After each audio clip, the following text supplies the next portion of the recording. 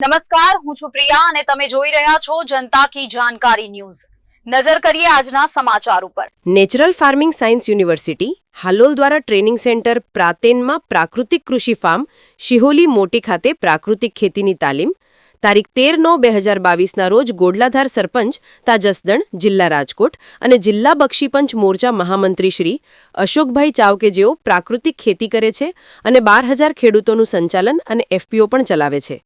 તેમના હસ્તે natural farming science university Halol September મહિનાની પ્રથમ બેચ કુલ ત્રીજી બેચ 30 ખેડૂતોની દીપ પ્રાગટ્ય કરી ઉદ્ઘાટન કરવામાં આવ્યું।